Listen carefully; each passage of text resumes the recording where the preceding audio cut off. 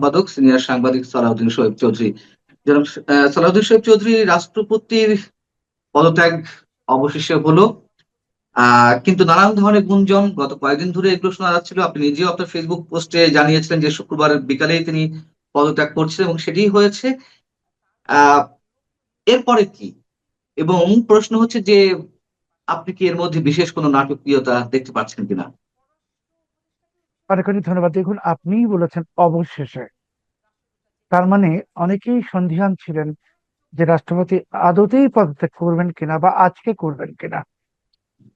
তো আমি দুপুরের পর মানে জুমার নামাজের পর যখন জানতে পারলাম যে রাষ্ট্রপতি পদত্যাগ পত্রে স্বাক্ষর করেছেন, তার আরো 1 ঘন্টা পর বিএনপির মহাসচিব হুম, হুম। তিনি বললেন যে এটা গুজবে কান না দিতে। বিএনপির পক্ষ থেকে অস্বীকার করা হলো। তবে আমার মতো সাধারণ মানুষ আমরা আমরা যদি জানতে পারি স্বাক্ষর হয়েছে, ওনারা জানেন না, এটা তো সম্ভব না। তাহলে ওনারা কিছু একটা লুকাচ্ছেন। কি লুকাচ্ছেন? কেন লুকাচ্ছেন? মানে রাষ্ট্রপতি যে চলে যাবেন, একটি নির্বাচিত সরকার আসলে সব সবাই জানতাম। এর স্বয়ং মোহাম্মদ শাহাবুদ্দিনও বলেছেন। হুম। সেখানে উনি আজকে পদত্যাগ করলেন, পদত্যাগ পত্রে স্বাক্ষর করেছেন যখন, তখনও সরকারের পক্ষ থেকে বলা হয়েছে গুজব। এটা কি কারণ? কারণটা একটা কিছু আছে। আমরা যে শুনেছি বা শুনছি যে টেলিফোন কাণ্ডের ঘটনা ফলশ্রুতিতে এই পদত্যাগ, আসলে টেলিফোন কাণ্ড হয়তো একটা কারণ, অন্য কোনো কারণ আছে। কারণ রাষ্ট্রপতির যে পদটা, আপনিও জানেন, রাষ্ট্রপতি কিন্তু 3 বাহিনীর প্রধান, সর্বাধিনায়ক, সরি, উনি সর্বাধিনায়ক সশস্ত্র বাহিনীর। তো সর্বাধিনায়ক হিসেবে উনি কিন্তু যে কোনো কাউকে স্যাক করতে পারেন, যে কোনো কাউকে অবসরে পাঠাতে পারেন, যে কোনো কাউকে যা ইচ্ছা করতে পারেন। এই ক্ষমতা ওনার আছে। আব্দুর রহমান সশস্ত্র সাহেব, বাহিনীর ক্ষেত্রে। আব্দুর রহমান বিশেষ আয়ুক্ত নাসিম সাহেবকে স্যাক করেছিলেন। হুম, হুম। অন্যদিকে অন্যদিকে রাষ্ট্রপতির আরেকটা ক্ষমতা আছে, জরুরি অবস্থা ঘোষণা। হুম। কিন্তু এই ক্ষেত্রে সবাই বলে যে রাষ্ট্রপতি পারবেন, প্রধানমন্ত্রী পরামর্শ দিলেন। বাট আমরা 2024-এর 5 আগস্ট কি দেখেছি? এই রাষ্ট্রপতি তো বলেছিলেন যে শেখ হাসিনা পদত্যাগ করেছেন, হুম, হুম। নতুন সরকার গঠিত হবে। উনি বলেছেন জাতির সামনে। উম, তার অনেক পরে উনি বললেন যে পদত্যাগ পত্র উনি দেখেননি। তো এই রাষ্ট্রপতি যদি জাতিকে ভাষণ দিয়ে বলতেন যে প্রধানমন্ত্রী তাকে অনুরোধ করায় তিনি সংসদ ভেঙে দিয়েছেন, তখন তো এটা আমরা বিশ্বাসই করতাম, যেটা 2024-এও করেছিলাম। আর এটা যদি যখন উনি সংসদ ভেঙে দিয়েছেন ঘোষণা দিয়ে দিবেন, সেই মুহূর্ত থেকে প্রধানমন্ত্রী কিন্তু আর ক্ষমতায় নাই। তখন প্রধানমন্ত্রী কিছু করারও থাকবে না। করতে পারতো যদি বাকি রাষ্ট্রযন্ত্র, আমি বাকি রাষ্ট্রযন্ত্র বলতে কি বোঝাচ্ছি আপনি নিশ্চয়ই বুঝতে পারছেন, জি। সশস্ত্র বাহিনী, তারা যদি পক্ষে থাকে তাহলে। তো এখন বাংলাদেশের মানুষ মানে বিএনপির লোকেরা, বিশেষ করে জামাত ঘরানার লোকেরা, তারা কিন্তু এই সাংবিধানিক দুটি শীর্ষ পদের দিকে আঙুল তুলে বারবার। একজন এই যে বিদায়ী রাষ্ট্রপতি যিনি চলে গেছেন, সাবেক রাষ্ট্রপতি এখন বলতে পারি, আরেকজন কিন্তু সেনাপ্রধান। তারা কিন্তু এই দুজনের দিকে আঙুল তুলে এবং বলে এরা হাসিনার লোক। তো কাজেই এই যদি যে আতঙ্কটা তাদের মধ্যে ভয়, যে এরা দুজন শেখ হাসিনার লোক, শেখ হাসিনা ঘোষণা দিয়ে এসছেন আসবেন, এবং উনি যে আসবেন এটা ওনারা নিশ্চিত ভাবেই জানেন। সেই সময়ে যদি রাষ্ট্রপতি হঠাৎ করে জরুরি অবস্থা ঘোষণা করে দেন, সংসদ ভেঙে দেন, তখন তো সবকিছু ওনাদের নিয়ন্ত্রণের বাইরে চলে যাবে। আর জরুরি অবস্থা ঘোষণা করার পর যদি আরো কিছু হয়ে যায়, সংবিধান স্থগিতের মতো ঘটনাও যদি ঘটে, তাহলে তো সবকিছুই বিপদ। আমার মনে হয় যে এটাই অনেক বড় কারণ, যার জন্য ফখরুল ইসলাম আলমগীর সাহেব অস্বীকার করেছেন যে না, এটা এটা গুজব, সাক্ষ্য, এটা কোনো পদত্যাগ হয়নি, কেউ বলেনি। সেটা করলেও বা কি সমস্যা ছিল? যে হ্যাঁ, উনি পদত্যাগ করতে যাচ্ছেন বলে আমরা শুনেছি। যেহেতু শুক্রবার দুপুরের দিকে তিনি কথা বলেছেন, তো ওটা বললেও বা সমস্যা কি ছিল? দেখুন, আমি একটা যদি এভাবে কথা বলি, ওই যে বাংলায় একটা প্রবাদ আছে, ঠাকুর ঘরে কেড়ে আমি কলা খাই না। ওনাদের মনে তো জানে ওনারা আসলে কি হচ্ছে। রাষ্ট্রপতি যে অসুস্থ হয়ে যাননি হঠাৎ করে, এটা তো আর সবাই জানে। উনি আজকেই হুম। অসুস্থ হয়ে গেছেন, আজকেই পদত্যাগ করেছেন। গতকালকেও উনি সুস্থ ছিলেন, স্বাভাবিক ছিলেন। এই যে জিনিসগুলা ওনারা তো জানে, জানে বলেই ওনারা অস্বীকার করছে আমি ঠিক জানি না। মানে যখন জানি না বললো তখন জাতিকে বুঝিয়ে দিল যে এটা সেফ পদত্যাগ না, এটার পিছনে অন্য ঘটনা আছে, যেটা এখন আমরা এজিউম করব। এজিউমের কারণটা ফখরুল ইসলাম আলমগীর সাহেব, বিশেষ করে যিনি দলের মহাসচিব, তিনি যখন বলেছেন, মানে অন্য জুনিয়র মন্ত্রী বা আর কেউ বললে হয়তো বলতেন যে এটা কথার কথা, কিন্তু যিনি এই দলের ক্ষমতাসীন দলের মহাসচিব বলেছেন, তার মানে এটার পিছনে অন্য একটি রহস্য আছে। এবং সেই রহস্যটা টেলিফোন কথোপকথন, এটা যতটা না বাস্তবসম্মত বা যে যতটা না কারণ, তার চেয়ে বড় কারণ হলো যে ভয়, যে যেহেতু শেখ হাসিনা ঘোষণা দিয়েছেন আসবেন, এখন এই রাষ্ট্রপতি যখন তখন জরুরি অবস্থা ঘোষণা করে দিতে পারে, সংসদ ভেঙে দিতে পারে। এই যে ভয়গুলো, সেই ভয় থেকেই আসলে এই পদত্যাগের ঘটনাটা ঘটেছে। আহ, আপনি বলছেন যে সংসদ ভেঙে দিতে পারতেন। আহ, এটা আপনার এক ধরনের কি বলা যেত, আপনার পারসেপশন যে হয়তো এরকম করতে পারতেন, বা হয়তো তার অ্যাজাম্পশন। সম্ভাবনাও অ্যাজাম্পশন, ছিল। হ্যাঁ। আমি সে বিষয়ে প্রশ্ন পরে আসছি।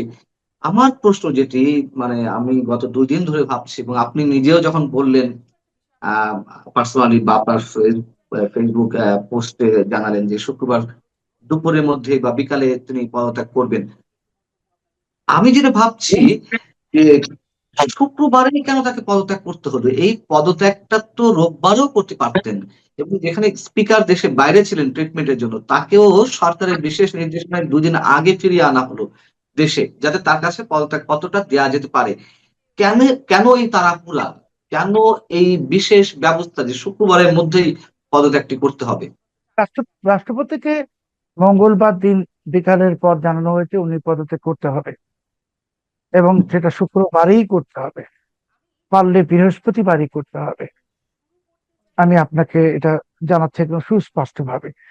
হুম। এবং যেহেতু স্পিকার ছিলেন না, স্পিকারকে তাড়াহুড়ো করে নিয়ে আসা হয়েছে ব্যাংকক থেকে, এবং এই রাষ্ট্রপতিকে আর ওনারা নিরাপদ মনে করছিলেন না।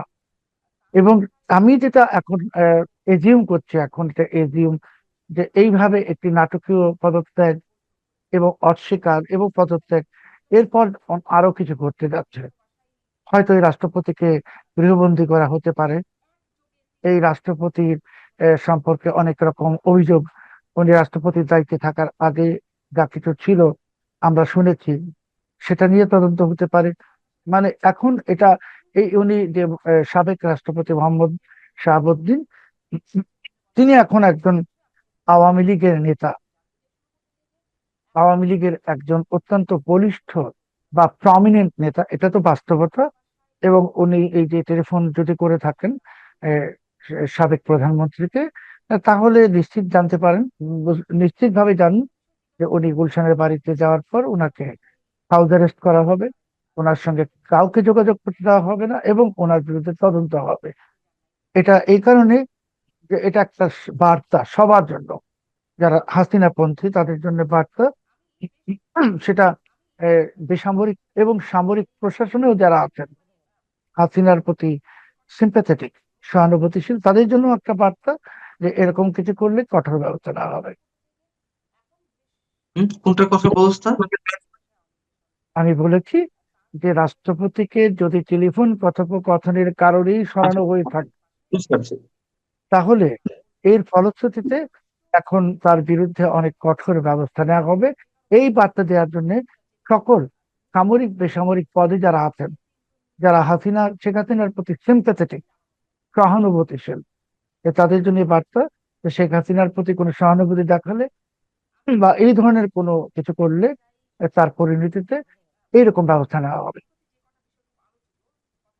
তাহলে শুক্রবারের মধ্যে পদত্যাগের বিষয়টা শুধুই আর বিলম্ব না করা বা আর রিস্ক না নেওয়া, এটি নাকি এর মধ্যে না, আর কোনো কারণ আছে? আর কোনো কারণ নাই। কারণ যদি স্পিকার মহোদয় বাংলাদেশে উপস্থিত না থাকতেন, তাহলে কি রাষ্ট্রপতি তো ইচ্ছা করলে বুধবারেও পদত্যাগ করতে পারতেন। বুধবারে পদত্যাগ করলে স্পিকারের যে শারীরিক চেক আপ, যেটার জন্য উনি গিয়েছিলেন ব্যাংককে, সেটা সম্পূর্ণই হয়েছে বৃহস্পতিবার। ওটা সম্পূর্ণ না করে ওনার ফেরা সম্ভব ছিল না। আর উনি দেশে না থাকলে কিন্তু ডেপুটি স্পিকারের কাছে রিজাইন দিতে পারতেন রাষ্ট্রপতি। তো সেই ক্ষেত্রে ভারপ্রাপ্ত প্রেসিডেন্ট কে হতেন? Deputy speaker.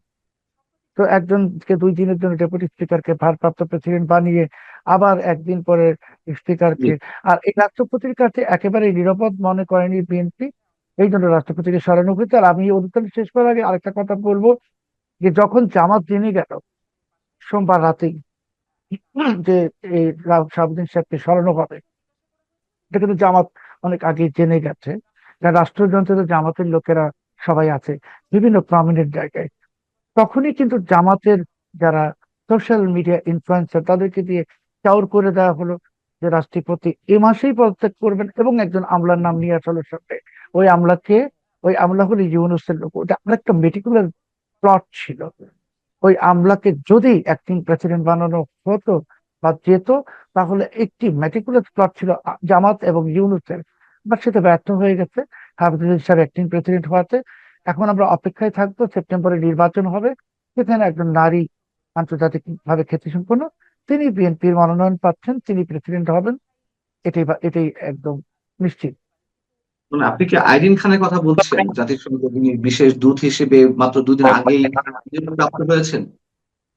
না, আমি ওনার নামটা উচ্চারণ করিনি, আমি বলিনি, আমি বলেছি একজন আন্তর্জাতিক ভাবে খ্যাতি সম্পন্ন নারী তিনি প্রেসিডেন্ট হবেন। তিনি আজকেই হলেন না কেন সেটা যদি আপনি আমাকে প্রশ্ন করেন, তাহলে এখন হুম। উনি দ্বৈত নাগরিকত্ব আছে, একটা নাগরিকত্ব উনি ছাড়ছেন, এটা একটা প্রক্রিয়া লাগে। সেটা সম্পন্ন হলে উনি বাংলাদেশে আসবেন এবং দেখবেন যে তিনি যিনি হবেন তিনি আন্তর্জাতিক ভাবে খ্যাতি সম্পন্ন মানবাধিকার কর্মী। হুম, জাতিসংঘেও হুম, উনি অত্যন্ত গুরুত্বপূর্ণ দায়িত্ব পালন করেছেন। আমি নামটা বলতে পারছি না, আপনিও বলার দরকার নেই। বলার কোনো আর কারণ নেই, আপনি তো সব বলেই দিয়েছেন। জাতিসংঘে আন্তর্জাতিক খ্যাতি সম্পন্ন মানবাধিকার কর্মী হিসেবে কাজ করছেন আইরিন খান ছাড়া আমি এই মুহূর্তে আর কেউ নেই। ফখরুল সাহেবের মতনই একটু রহস্য করলাম। ফখরুল সাহেব যেমন সবকিছু দিনেও বলেছেন গুজব, সেরকম আমিও একটু রহস্য করলাম, নাম বলবো না, সবাই নাম জানে, আইরিন খান। এবং আইরিন খান প্রেসিডেন্ট হবেন। এবং আমি মনে করি যে ইউনূসের মতো একটা সুৎখর, তার যে সরকার প্রধান ছিল দেশের ধ্বংস হয়েছে, তার থেকে আইরিন খান প্রেসিডেন্ট হলে দেশের জন্য ভালো। ওনার সম্মান পৃথিবীতে আছে, এবং উনি মানবাধিকার যদি রক্ষা করেন, উনি যদি মানবাধিকার রক্ষা করেন, উনি প্রেসিডেন্ট হলে যে আমি দেখি যে মঞ্জুর আলম পান্না সাহেব, কার্জন সাহেব, লতিফ সিদ্দিকী সাহেবদের বিরুদ্ধে ভুয়া মামলা প্রত্যাহার হয়েছে। উনি প্রেসিডেন্ট হলে যদি দেখি জেলখানায় যে অসংখ্য মানুষ মিথ্যা মামলা আছে তারা মুক্তি পেয়েছেন। উনি প্রেসিডেন্ট হলে আমি যদি দেখি ভুয়া হত্যা মামলাগুলো সব বাতিল হয়ে গেছে, তাহলে তো আমি একজন নাগরিক হিসেবে ভীষণ খুশি হব। এবং আইরিন খান ওনার যে জীবনের এত বড় একটা অর্জন, একজন মানবাধিকার কর্মী হিসেবে, আমার মনে হয় না যে উনি ইউনূসের মতো সে কেরিয়ারটাকে ধ্বংস করে দিবেন উল্টো পথে হেঁটে। কাজেই এটা উনি যদি হন আমাদের দেশের জন্য আশীর্বাদ, এবং মানবাধিকারের জন্য আরো বেশি আশীর্বাদ। তবে উনি যেন মানবাধিকার রক্ষা করেন, বাক স্বাধীনতা নিশ্চিত করেন, এবং তিনি যেন একজন প্রকৃত অর্থে একজন স্টেটসম্যান হিসেবে দায়িত্ব পালন করেন। এটা আমাদের প্রত্যাশা, এটা যদি উনি করেন আমরা সবাই খুশি হব। আপনি কি মোটামুটি নিশ্চিত যে আইরিন খানই প্রেসিডেন্ট হচ্ছেন? মানে আমি তো মঙ্গলবার পোস্ট দিয়েছিলাম যে আজকে রাষ্ট্রপতি পদত্যাগ করবেন। তো আমি তো নিশ্চিত হয়ে দিয়েছিলাম, এবং আজকেই তো উনি পদত্যাগ করেছেন। কেউই তো আজকের দিনটা নিশ্চিত ভাবে কেউ বলতে পারেনি। সবাই বলেছে শনিবার, রবিবার ইত্যাদি, আমি তো বলেছি মঙ্গলবার জুমার নামাজের পর উনি পদত্যাগ করেছেন। আজকে আমি বলছি বাংলাদেশের পরবর্তী প্রেসিডেন্ট আরিফ খান। অনেকে তো আবার বলছেন যে ডক্টর ইউনূস এগিয়ে আছেন। তা অনেকেই মানে কারা? অনেকেই মানে ওই ইউনূসের বটবাহিনী, বা ইউনূসের পক্ষে যারা গুজব ছড়ায়, বা ইউনূসের পক্ষের যে কিছু ইনফ্লুয়েন্সার যারা আছে তারা। ইউনূস সে সাথে আইরিন খানের কোনো তুলনাই হয় না। ইউনূস হলো একটা সুৎখর লোক। আর তাছাড়া 18 মাসে ইউনূস একদম বর্জ্য পদার্থে পরিণত হয়েছে। মার্কিনেরা যেমন হামিদ কারজাইকে, আশরাফ ঘানিকে টয়লেট পেপারের মতো ছুঁড়ে ফেলেছে, ইউনূসকেও ছুঁড়ে ফেলেছে। ইউনূসের আর কোনো ভবিষ্যৎ নাই। এটা যারা বলে ইউনূসকে এখন মানে কৃত্রিম ভাবে জীবিত রাখার একটা প্রচেষ্টা, সেটা ব্যর্থ হবে। আইরিন খানের সামনে, মানবাধিকার কর্মী আইরিন খানের সামনে ইউনূসের কোনো স্থান নাই। আরেকটা কথা শেষ করি বলে, যে যেই কারণে শাহাবুদ্দিন সাহেবকে সরিয়ে দেওয়া হলো, হুম, সেটাই সেই কারণে ইউনূসকে প্রেসিডেন্ট বানাবে কি বিএনপি সরকার, বিদায় হওয়ার জন্য। ইউনূস তো ক্ষমতা প্রেসিডেন্ট হতে পারলে সবকিছু করে তছনছ করে বিএনপি সরকারকে এ, এ, এ, এই সংসদ ভেঙে দিয়ে সবকিছু করে একটা বিপ্লবী সরকার প্রতিষ্ঠা করবে। সেই রিস্ক নিবে বিএনপি? কখনোই নিবে না। কারণ ইউনূসের মাথায় তো বিপ্লবী সরকার। ইউনূস তো বাংলাদেশের অধিপতি হতে চায়। এটা তো বিএনপি অ্যালাউ করবে না। কাজে ইউনূস চ্যাপ্টার ইজ ক্লোজ। এখন যারা বলে তারা ইউনূসের টাকা খেয়েছে, ইউনূসের 18 মাসে, এবং ইউনূসের টাকা এখনো চলে, তারা এগুলো বলে। কিন্তু ইউনূসের কোনো প্রসপেক্ট নাই, কারো কোনো প্রসপেক্ট নাই। বিএনপির ভেতরে আইরিন খানের সমান যোগ্যতার আর কেউ নাই। সেটি বিএনপির অভ্যন্তরীণ হয়তো আরো অনেকে আছেন, অনেকে মনে করেন যে মির্জা ফখরুল ইসলাম আলমগীর কিংবা ডক্টর আব্দুল মঈন খান অথবা ডক্টর খন্দকার মোশাররফ হোসেন। যাই হোক, আমি সে না, প্রসঙ্গে যাব না। ফখরুল ইসলাম আলমগীর বা এই যাদের নাম বললেন, ওনারা রাজনীতিবিদ হিসেবে অনেক বড়, কিন্তু ওনাদের বাংলাদেশের মানচিত্রের বাইরে কেউ তো চিনে না। আইরিন খান তো একটা আন্তর্জাতিক ভাবে পরিচিত না। বাংলাদেশের ইমেজ বিল্ডিং করার জন্য তো আইরিন খানকে প্রয়োজন।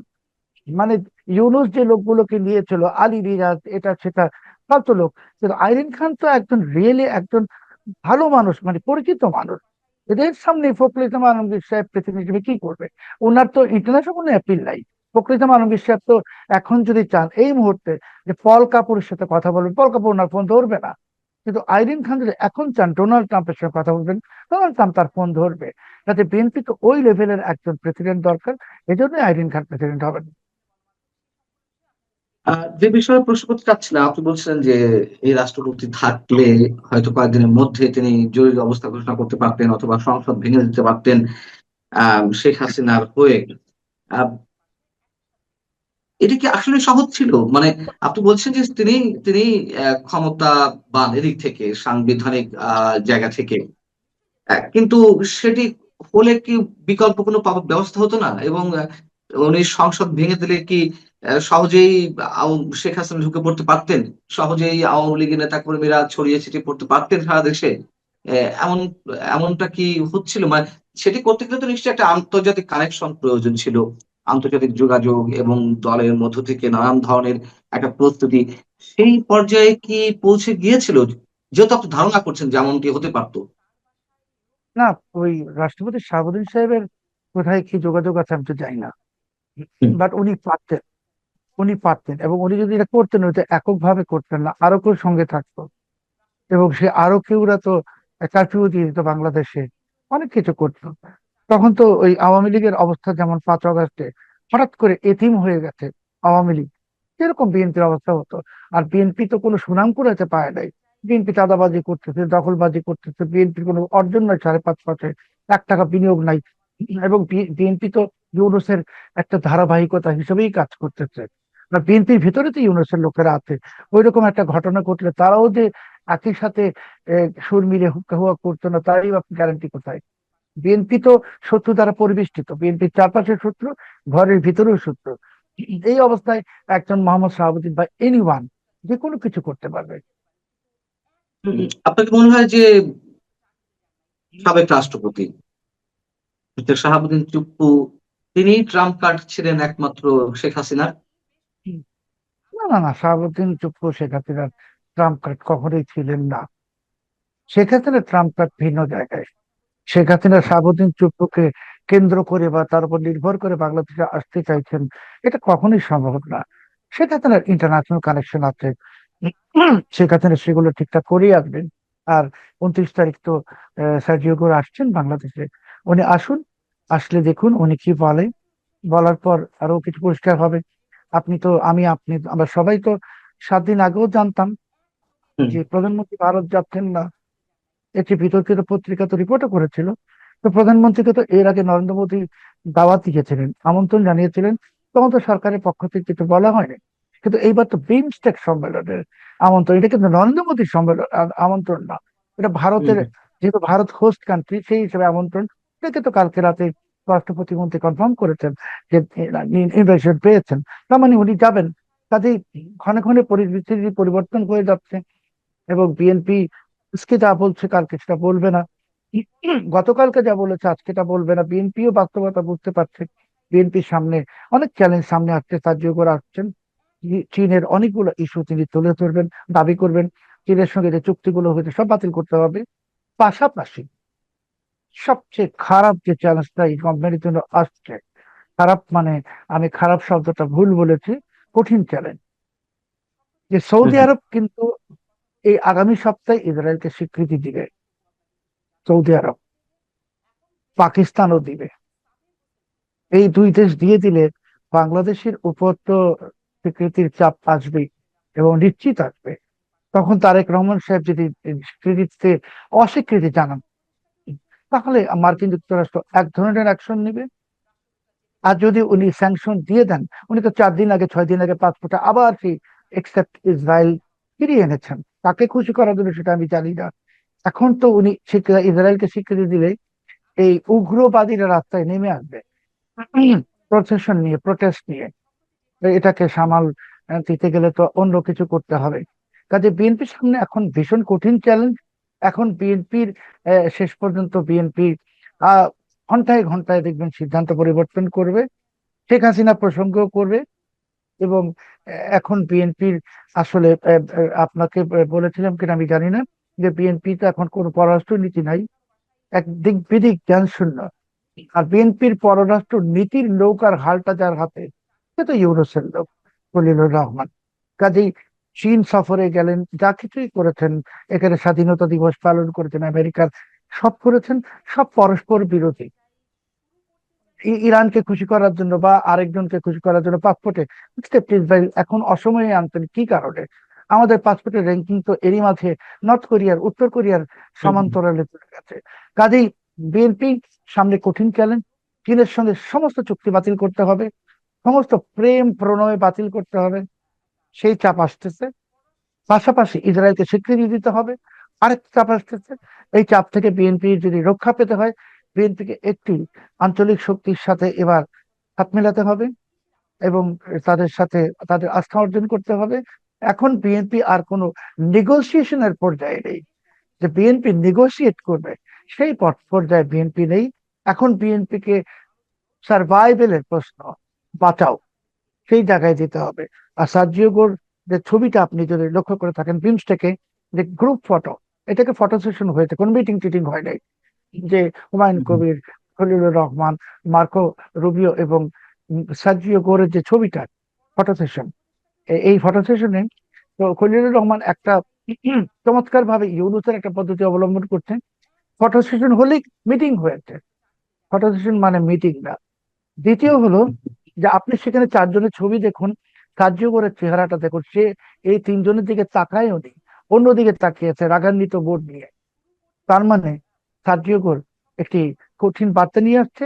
আর আমি আপনাকে আরেকটা of the record, of the record না, আমরা তো এটা অনুষ্ঠান করছি, কাজে হুম। অন রেকর্ড একটা ইনফরমেশন দিচ্ছি, যে ঢাকার ওয়েস্টার্ন হোটেলে কিন্তু মার্কিন কূটনীতিকরা, মানে কূটনীতিক পাসপোর্টধারী মার্কিনরা ঘন ঘন আসা যাওয়া করছেন। আজকেও 4 জন এসেছেন ওয়েস্টিন, আমার কাছে সুনির্দিষ্ট তথ্য আছে পাসপোর্ট নাম্বার সহ। হুম, হুম। ওনারা এত ঘন ঘন বাংলাদেশে কেন আসছেন? কূটনীতিক কিন্তু, ওনারা কিন্তু কোনো গবেষক না বা এমনকি সামরিক কর্মকর্তাও না, কূটনীতিক। কূটনীতিক মানে স্টেট ডিপার্টমেন্ট। এরা জি। আসছেন, আজকেও আসছেন, আজকেও আসছেন, আবার পরশু আসবেন। এই যে ঘন ঘন আসছেন, এগুলা কিন্তু হলো যে চীনের সাথে যে প্রেম প্রণয়, এগুলার কারণে এই রিয়াকশন গুলো। এখন জি। সেপ্টেম্বরে প্রধানমন্ত্রী ইন্ডিয়াতে যাবেন বলেছেন। যদি উনি অগস্ট মাসেই চলে যান, আমি একটু অবাক হব না। কারণ এখন বিএনপি কে একটি মিত্র খুঁজতে হবে আঞ্চলিক। আরেকটা জিনিস, বিএনপির এখন সামনে যে দুটো বড় চ্যালেঞ্জ মোকাবেলা করে, শাহাবুদ্দিন চুপ্পু সাহেব তো এখন সাবেক হয়ে গেছেন, এটার কোনো সমস্যা নাই। সমস্যা যেটা, চীনের সাথে সমস্ত চুক্তি বাতিল করতে হবে, সেই শর্ত আসছে ওয়াশিংটন থেকে। ইসরায়েলকে স্বীকৃতি দিতে হবে, সেই শর্ত আসছে। এর একটাও অবজ্ঞা করার সাহস, শক্তি বলবো না, সাহস বিএনপি সরকারের নাই। মানে বিএনপি কে ডু আর ডাইতে যেতে হবে বিএনপি কে। আপনি তো, বিএনপি তো বলেছেন প্রকাশ্যে ঘোষণা দিয়ে যে আপনারা আমেরিকার তো স্বাধীনতা দিবস পালন করেছেন, করেছেন না? বাংলাদেশের সংসদে যে আমেরিকান ককাতো করেছেন, করেছেন তো আমেরিকার স্বার্থ দেখার জন্য। তা আপনারা স্বঘোষিত আমেরিকার দাস। এখন আমেরিকা হুকুম করবে যে ইসরায়েলকে স্বীকৃতি দাও, আমেরিকা হুকুম করবে চীনের সাথে সমস্ত চুক্তি বাতিল করে এবং করতে হবে। আমি সবশেষ পর্যায়ে জানতে চাই ছোট করে যে আপনার কি মনে হয় শেখ হাসিনা যে ফিরে আসার ঘোষণা দিয়েছেন যে কোনো প্রতিকূল পরিস্থিতির মধ্যেও তিনি যদি সত্যি সত্যি এই ইচ্ছা পোষণ করে থাকেন, সেক্ষেত্রে তার এই মুহূর্তে ফিরে আসাটা আরেকটু জটিল হলো, মানে শাহাবুদ্দিন চুপ্পু সাহেব পদত্যাগের মধ্যেই আলোচনা করতে হচ্ছে রাষ্ট্রপতির পদত্যাগ প্রসঙ্গে, কে আসবে না আসবে। রাষ্ট্রপতি তো পদত্যাগ করতেই চেয়েছিলেন, তিনি অলরেডি ডিক্লেয়ার দিয়ে রেখেছেন যে সরকার যখন বলবে তখন তিনি পদত্যাগ করবেন। কিন্তু তার আগে তার এই যে ফোন আলাপ প্রধানমন্ত্রীর সঙ্গে দু একটি পত্রিকায় জানানো হচ্ছে, আবার সরকার বলছে যে আমরা কিছু জানি না, সবকিছু মিলিয়ে আপনার কি মনে হয় যে আহ আবার একটা নতুন রাজনৈতিক অস্থিরতা বা অস্বাভাবিক ওয়েতে সবকিছু আবার চলছে? তখন রাষ্ট্রপতির রেজিগনেশনটা তো আমরা ধরেই নিয়েছিলাম যে এই সরকারের সময় নতুন মুখ আসবে, কিন্তু এরকম একটা জটিলতা ধারণ করছে কেন? কেন জটিলতা ধারণ করছে এটা আমি বলতে পারবো না, তবে আমাদের রাজনৈতিক পরিস্থিতি সহজতর হয় নাই। এটা যে হয় নাই সেটা আমরা নানান ভাবে বুঝতে পারছি। রাজনীতি এখন আর কেবলমাত্র একটি ভৌগোলিক সীমায় সীমাবদ্ধ থাকে না। আমরা লক্ষ্য করলে দেখব যে আমাদের রাজনীতি এখন বিভিন্ন বৈদেশিক শক্তির সাথেও সম্পর্ক রাখে এবং বৈদেশিক শক্তিগুলি এক ধরনের প্রভাব বিস্তার করে। এই বিষয়গুলো আমরা দেখার পরও দেখলাম যে অন্তর্বর্তী সরকার অরাজনৈতিক হয় নাই, বরং যাওয়ার আগে আগে বৃহৎ রাজনৈতিক প্রভাব যুক্ত চুক্তি স্বাক্ষর করেছে। তাদের উপরে যে বিভিন্ন ধরনের প্রভাব ছিল সেটাকে পরিষ্কার করে দিয়েছে।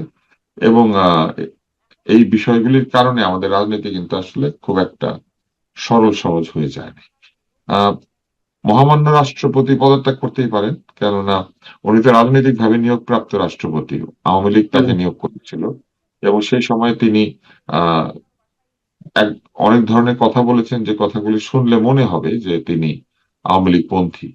কিন্তু পরবর্তীতে অন্তর্বর্তী সরকারের সময় সংবিধান সুরক্ষার যে শপথ তিনি নিয়েছিলেন, সেই শপথ রক্ষার জন্যই হোক অথবা বৃহৎ রাজনৈতিক কারণেই হোক, দেশকে গণতান্ত্রিক পথে ফিরিয়ে আনার জন্যই হোক, উনি যথেষ্ট সহযোগিতামূলক কাজ করেছেন। এবং তার সহযোগিতা শুধু আমি বলবো না, কিছু কিছু ক্ষেত্রে তার দৃঢ়তার কারণে আহ, নির্বাচনটি হতে পেরেছে এবং নির্বাচন পরবর্তী সময়েও তিনি তার সাংবিধানিক যে দায়িত্ব সেটাই পালন করেছেন। যেমন বিএনপি সরকার সংবিধানের নিয়ম অনুযায়ী আহ, তার জন্য যে ভাষণ অনুমোদন করেছে তিনি সেই ভাষণটাই দিয়েছেন, এখানে তার ব্যক্তিগত পছন্দ অপছন্দের বিষয় আসে নাই।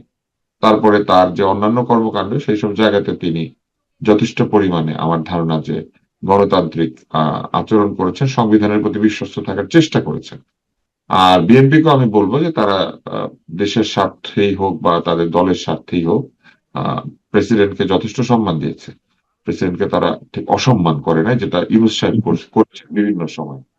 ইউনূস সাহেব তো আমি বলবো যে তিনি যে অন্যায় কিংবা অসম্মানজনক আচরণ করেছেন এটা তো মহামান্য রাষ্ট্রপতি তার সাক্ষাৎকারেই বলেছেন।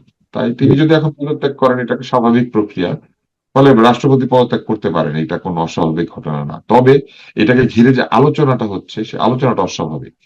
মানুষের মধ্যে নানান ধরনের কথাবার্তা বলছেন, এমনকি পত্রিকাতে এক ধরনের সংবাদ দেওয়া হচ্ছে যে তিনি ফোনে কার সঙ্গে কথা বলেছেন, এটা করেছেন সেটা করেছেন।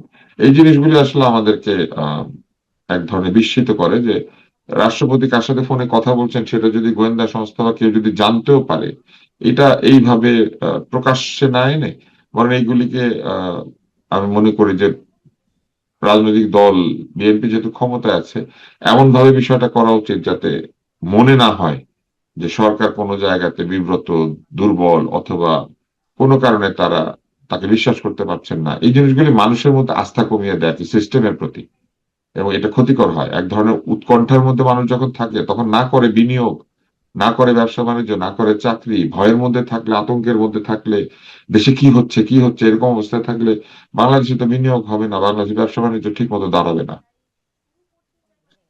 আপনি যে বলছেন যে পত্রিকায় যে খবরগুলো আসছে পত্রিকার পক্ষ থেকে, সেই সংশ্লিষ্ট পত্রিকাগুলো আমি নামই বলি, ডেইলি স্টার বা প্রথম আলো। তো ডেইলি স্টার পক্ষ থেকে রাষ্ট্রপতিকে ফোন দেওয়া হয়েছিল, তিনি 2 মিনিট কথা বলেছেন। 2 মিনিটের মধ্যে তিনি যেটা বলেছেন যে যা কিছু হচ্ছে আমার জন্য অপমানজনক, বিব্রতকর। আমি চ্যালেঞ্জ করে বলতে পারি কারোর সাথে কোনো কথা হয়নি। এবং বিএনপির একজন নেতার নাম প্রকাশ্যে অনিচ্ছুক এমন একজন নেতা জানিয়েছেন যে শুধু কোন আলাপই বড় কারণ নয়, এর চেয়ে আরো জটিল পরিস্থিতি ঘটতে যাচ্ছে, যার কারণে এই পদত্যাগ বা রাষ্ট্রপতি তাড়াহুড়া করে পদত্যাগ করতে যাচ্ছেন। জটিল পরিস্থিতি কি হতে পারে? এবং শেখ হাসিনা যে ফিরে আসার ঘোষণা দিয়েছেন সেটা নিয়ে নানান ধরনের বিতর্ক রয়েছে। এটিকে কেন্দ্র করে কিছু হওয়ার সম্ভাবনা আছে? এটি জটিলতার দিকে যাচ্ছে? হ্যাঁ, আমার মনে হয় না যে একটা সংবাদ কেউ ফিরে আসবে বা এইসব কারণে আহ প্রেসিডেন্টকে অপসারণের কোনো যৌক্তিক আহ যৌক্তিক কোনো বিষয় হতে পারে এটা আর কি। কেউ ফিরে আসবে বলেছেন, উনি কি ফিরে এসেছেন? তার ফিরে আসতে গেলে তো কোন একটা প্রক্রিয়ার মধ্যে দিয়ে আসতে হবে। হয় তাকে বর্ডার ক্রস করতে হবে, এবং তিনি নিশ্চয়ই সেটা বেআইনি ভাবে করবেন না, তাই না? উনি তো ঢুকে পড়বেন না পুশব্যাকের মতো। ফলে এইটা আমি মনে করি না যে এইটা প্রেসিডেন্টকে সরানোর জন্য যথেষ্ট যুক্তিসঙ্গত কারণ। আরেকটা হচ্ছে যে প্রেসিডেন্ট করবেন কি, মানে উনি যদি চলেও আসেন, প্রেসিডেন্টের এখানে কি করার আছে? প্রেসিডেন্ট যদি কোনো নির্দেশ আদেশ দেন, সেটা আহ কার মাধ্যমে দিবেন? এই সরকারের মাধ্যমেই তো প্রযুক্ত করতে হবে, হুম, তাই না? এবং প্রেসিডেন্ট কি করতে পারেন? প্রেসিডেন্ট জরুরি অবস্থা ঘোষণা করতে পারেন মনে করেন, সেটা করতে গেলে সংসদের পরামর্শ ছাড়া তিনি পারেন না। তিনি হুম, সেটা করতে গেলে সেটা সংবিধান লঙ্ঘিত হবে। তো এইখানে পরামর্শ প্রয়োজন হয়, প্রধানমন্ত্রীর পরামর্শ দরকার হয়। প্রধানমন্ত্রীর পরামর্শ ছাড়া প্রেসিডেন্ট আসলে কিছু করতে পারেন না বাংলাদেশে। এইটাই তো সংস্কারের বিষয়টা ছিল, তাই না? সংস্কারে তো অনেকের এটাই মনে কি ছিল। এই ধরনের অনেকের মনে কি এই ধরনের আতঙ্ক আছে যে আগের সংসদ বহাল রাখা হতে পারে, একটা নির্বাচনের মাধ্যমে না না, যে উনি এটা কি সরকার করে করবেন? না না, উনার এটা করার কোনো উপায় নাই ওনার। কেন নাই আমি বলি, উনি একটা অধ্যাদেশ দিয়ে গণভোট এবং সংসদ নির্বাচন করিয়েছেন না, নিজে যে আদেশে সই করেছেন, নিজে যে আদেশ দিয়েছেন, উনি আবার সেটা কেমনে বাতিল করে? আগে সংসদ কেমনে আনে উনি? ওনার পক্ষে সম্ভব না। এটা করতে গেলে উনি একটা স্ববিরোধী কাণ্ড করে বসবেন।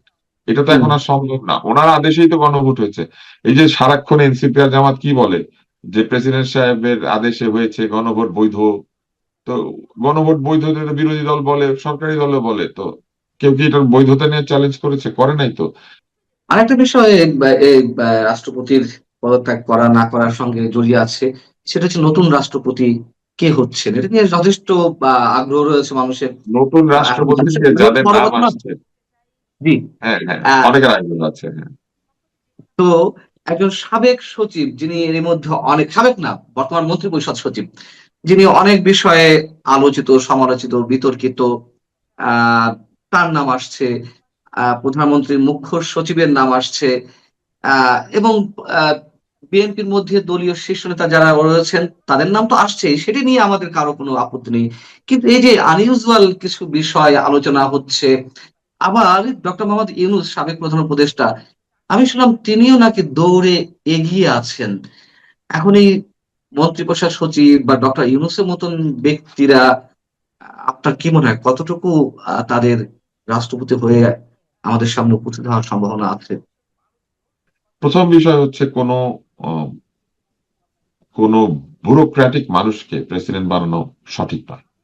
কেননা ব্যুরোক্রেসির লোকেরা কিছুদিন আগেও আদেশ নির্দেশ পালন করেছেন সবার, তাদের জীবন কেটেছে আদেশ নির্দেশ পালন করে। এরকম ব্যক্তি রাষ্ট্রপতি হিসেবে ভালো হয় না, এটা কিন্তু হুম, আহ, আমি মনে করি। কেন? কারণ তাদের জীবনে প্র্যাকটিসটা নাই যে তারা নিরপেক্ষভাবে চিন্তা করে তারা স্বাধীনভাবে কোনো সিদ্ধান্ত নিয়েছেন। বস বলেছে পালন করেছেন, করতে করতে নিজে বস হয়েছেন, বস হয়ে নিজের সিদ্ধান্ত অন্যের উপর চাপিয়ে দিয়েছেন। এবং 27 বছরের চাকরি জীবনে প্রভিডেন্ট ফান্ড হিসাব করেছেন, গ্র্যাচুইটি হিসাব করেছেন, বিদেশ ভ্রমণ হিসাব করেছেন। হিসাব করে করে সুবিধা গুনে গুনে জীবন কেটেছে। যারা সারা জীবন চাকরির সুবিধা নিতে গুনে গুনে জীবন কাটান, তারা, আমার ধারণা যে এই ধরনের অলাভজনক পদ, যেটা রাষ্ট্রের প্রধানতম পদ, সেই পদের জন্য আসলে মানসিকভাবে উপযুক্ত থাকেন। হ্যাঁ, আপনি চিন্তা করেন, আমার গাড়ি চাই, আমার টেলিফোন চাই, আমার কোন পদে গেলে, ডেপুটি সেক্রেটারি পদে গেলে গাড়ি লোন পাবো হুম। কি পাবো না, এগুলো নিয়ে জীবন কাটিয়েছেন তারা। লিফট দেখতে, খিচুড়ি রান্না করতে শিখতে, তারপরে বিভিন্ন ধরনের অদ্ভুত অদ্ভুত কাজ করতে, পুকুর কাটা শিখতে বিদেশ ভ্রমণ করেছেন। হ্যাঁ, এরকম ব্যক্তিকে আপনি, আমি মনে করি না যে এরকম ব্যক্তিরা খুব ভালো হয়। এরপর ডক্টর হচ্ছে ইউনূস। প্রফেসর ইউনূস। প্রফেসর হুম, ইউনূস সাহেবের নাম যদি শোনা যায়, ব্যর্থ অন্তর্বর্তী সরকারের ব্যর্থ প্রধান উপদেষ্টা, তিনি যদি ওখানে যান, তাহলে এটা পরিষ্কার প্রমাণিত হবে যে এগুলা কোনো নির্দেশ, আদেশ, উপদেশ, পরামর্শ হচ্ছে। কারণ সাধারণ মানুষ তাকে কোনোদিন প্রেসিডেন্টের পদে চিন্তাই করে না। একটা গণভোট করেন, আমি মনে করি যে এরকম যদি হয় তাহলে আবার একটা গণভোট করেন। ইউনূস সাহেব তো গণভোট পছন্দ করেন, তো একটা ভোটে দিয়ে দেন, দেখেন যে মানুষ ইউনূস সাহেবকে কয়টা ভোট দেয়। এটা ইউনূস সাহেব যদি বেশি ভোট পায়, তাকে প্রেসিডেন্ট করে দেন। একসময় তো প্রেসিডেন্ট ভোটেই নির্বাচিত হতো, এই সংসদের 300 জনের ভোটে তো প্রেসিডেন্ট নির্বাচিত হতো না। প্রত্যক্ষ ভোটে বাংলাদেশে প্রেসিডেন্ট নির্বাচনের ইতিহাস আছে। এবং শহীদ রাষ্ট্রপতি জিয়াউর রহমান প্রত্যক্ষ ভোটে নির্বাচিত প্রেসিডেন্ট। দেন না, কোন একটা ইউনিয়নে থানায় তাকে ভোটে দেন, উনি জিতেন কি জিতেন না। এমনকি চট্টগ্রামে ভোটে দেন, উনি চট্টগ্রামে যদি ভোটে জিতে আসতে পারেন, এবারে নিরপেক্ষ ভোট করেন। তো মানুষের মতামত ডক্টর ইউনূসের পক্ষে নাই। উনি সম্মানজনক ব্যক্তি, নোবেল পেয়েছেন, ওনার জ্ঞানের প্রশংসা, জ্ঞানী হিসেবে ওনার মর্যাদা সেটা সারা পৃথিবী দিতে পারে, কিন্তু প্রেসিডেন্সি একটা অন্য জিনিস, প্রধান উপদেষ্টা এটা অন্য জিনিস। এটা এটা জ্ঞান বুদ্ধির সাথে যতখানি সম্পৃক্ত, তার চেয়ে বেশি সম্পৃক্ত হচ্ছে রাজনৈতিক প্রজ্ঞা, জনগণের প্রতি ভালোবাসা, ব্যক্তি স্বার্থকে পরিহার করতে পারার দক্ষতা, এই বিষয়গুলি। যিনি কিচেন ক্যাবিনেট বানিয়েছেন, যিনি তার নিজের ক্যাবিনেটের মধ্যে গণতন্ত্র রাখতে পারেন নাই, যিনি বিনা কারণে ভুয়া মামলা দিয়ে সাংবাদিক সহ তার বিরোধী মতকে দমন করার চেষ্টা করেছেন, এরকম ব্যক্তির আদর্শের সঙ্গে বর্তমান প্রধানমন্ত্রী তারেক রহমানের যে আচরণ সেটা যায়? মাননীয় প্রধানমন্ত্রী কি করছেন? জনগণের কাছে পৌঁছানোর চেষ্টা করছেন। তিনি তার গাড়ি বহর থেকে শুরু করে তার সঙ্গে যে সফর সঙ্গীর বহর, এগুলো ছোট করে ফেলেছেন। তিনি অল্প খান, তিনি সাধারণ কাপড় পরেন, তাই না? এবং তিনি খুবই সাধারণ জীবনযাপন করার চেষ্টা করেন। বিরোধী মতকে তিনি দমন করতে চান না, অন্তত নিজে মুখে এটা বলেছেন। তিনি প্রতিশোধকামী না, তিনি সেটা বলেছেন। আমরা কি ডক্টর ইউনূসের মধ্যে এই আদর্শের কোনো কিছুর প্রতিফলন দেখি? তো সম্পূর্ণভাবে একটা ব্যক্তিত্বের সংঘাত হওয়ার সম্ভাবনা রয়েছে। শুধু তাই না, আবারও নতুন ক্যাবিনেট তৈরি করে ফেলার সম্ভাবনা রয়েছে। তখন দেখা যাবে যে একটা বঙ্গভবনকে ঘিরে একটা নতুন ক্ষমতার বলয় তৈরি হওয়ার সম্ভাবনা তৈরি হবে। আমি মনে করি না রাজনৈতিকভাবে বিএনপির জন্য এটা ভালো সিদ্ধান্ত হবে যে ডক্টর মোহাম্মদ ইউনূসকে রাষ্ট্রপতি করে, এবং তারা যদি সেটা করে ফেলেন কোনো কারণে, আমার মনে হয় বিএনপিকে এটার জন্য যথেষ্ট ভবিষ্যতে সমস্যার মুখোমুখি হতে হবে। আর সচিব আমি পর্যায়ের কথা তো আমি বললামই। বিএনপির উচিত ওই যে ডক্টর ইউনূস যে পদ্ধতি বলেছিলেন না, সার্চ কমিটি করা, সংস্কার হলে যা করতে উনি বলেছিলেন, ওই পদ্ধতিতেই যাক না। ইউনূস সাহেব কিন্তু ওই থিসিস লেখার সময় ঠিক মতো লেখেন, এই জন্যই তিনি ডক্টরেট করতে পেরেছেন, কিন্তু নিজের থিসিস নিজে বিশ্বাস করেন না, তাই না? পাশ করার জন্য থিসিস লেখেন। পৃথিবীতে বহু ফার্স্ট বয় আছে, সব অঙ্ক পারে, কিন্তু যখন নিজের জন্য অঙ্ক করে তখন অঙ্কে ভুল করে, নিজের দিকে সবকিছু নিয়ে নেয়, বানরের পিঠা ভাগ করে। আছে না, বানর কি অঙ্কে খারাপ? বানর কিন্তু অঙ্কে খারাপ না, বানর অঙ্কে ভালো। কিন্তু বানর কি করে, পিঠা ভাগ করার সময় নিজের দিকে পিঠা নিতে থাকে, বুদ্ধি খাটায়। হ্যাঁ, বানর ভালো ছাত্র, কিন্তু ফার্স্ট বয়, সব অঙ্ক পারে, অঙ্ক ভালো পারে দেখে অঙ্কটা করতে পারে।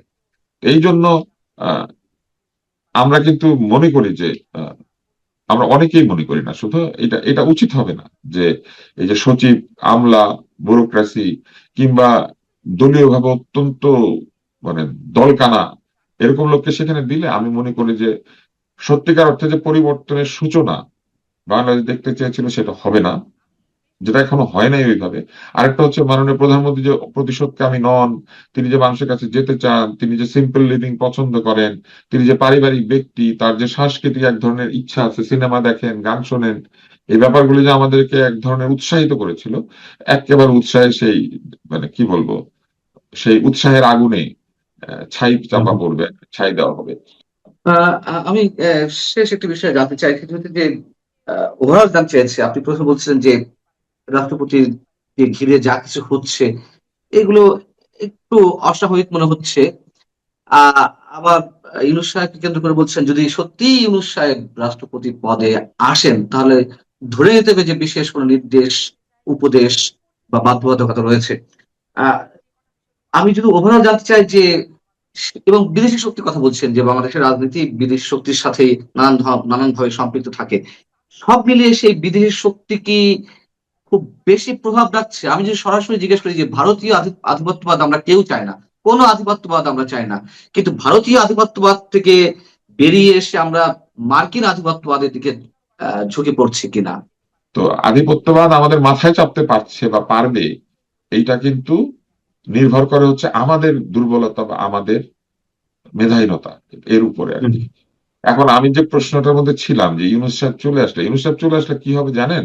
উনি আবার সে আগের মতো আলী রিয়াজ, তারপরে ওই আবার যে ওনার লামিয়া মুর্শেদ, এদেরকে ঘিরে গণভবন ঘিরে, এগুলো বঙ্গভবন ঘিরে একটা চক্র তৈরি হবে, এবং একই ভাবে সেই চক্র নানান ভাবে ক্ষমতার সংঘাত তৈরি করবে এবং নানান ধরনের সমস্যা তৈরি করবে, এবং এটা হবে এক্সটেনশন অফ অন্তর্বর্তী সরকারের একটা জায়গা, যেখানে অন্তর্বর্তী সরকারের ধরেন যদি দুইটা মানে অন্তর্বর্তী সরকার কি হবে, এখন সরকারকে দুই মাথাওয়ালা একটা জায়গায় পরিণত করবে। বঙ্গভবনকে ঘিরে একদল লোক তাদের ক্ষমতা প্র্যাকটিস করতে শুরু করবে এবং এটা খুবই অসুবিধাজনক হবে বিএনপির জন্য। বিএনপির কোনোভাবেই আমি মনে করি না যে এমন কোন ব্যক্তিকে রাষ্ট্রপতি নির্বাচিত করা উচিত যে ব্যক্তি তাদেরকে তাদের যে ক্ষমতার জায়গা রয়েছে সেই জায়গাকে নানানভাবে প্রশ্নবিদ্ধ করবেন। আর আরেকটা বিষয় আমি একটু বলি, আহ, জি। আমি বহুবার বিদেশ ভ্রমণ করেছি জীবনে, কিন্তু কখনোই আমি এত হিউমিলিয়েটেড হই নাই এই অন্তর্বর্তী সরকার আসার পরে বিদেশ ভ্রমণ করার সময়। সকল জায়গাতে, সকল দেশে আমাদেরকে ইমিগ্রেশনে বিব্রতকর প্রশ্ন ফেস করতে হয়। বহু ইমিগ্রেশনে আমাদেরকে বসিয়ে রাখে, বহু জায়গাতে বসিয়ে রেখে আমাদেরকে অন্য একটা ঘরে নিয়ে যাওয়া হয়, যে ঘরের মধ্যে আবার প্রশ্ন করে তারপরে এন্ট্রি এনশিওর করা হয়। আমেরিকাতে যারা বাংলাদেশে যাচ্ছেন এখন বন্ড দিচ্ছেন $10,000, $15,000, এবং এই এত টাকা জমা দিয়ে কেন যেতে হবে? মাত্র 1 মাসের ভিসা ইস্যু করা হচ্ছে। এবং সেইখানে পৌঁছানোর পরে বহুবার আমেরিকা গিয়েছেন এমন ব্যক্তিকে আরেকটা ঘরে নিয়ে যাওয়া হয় এবং সেখানে বসিয়ে রেখে প্রশ্ন করে তারপরে তাদেরকে ভিসা ইস্যু করা হয়।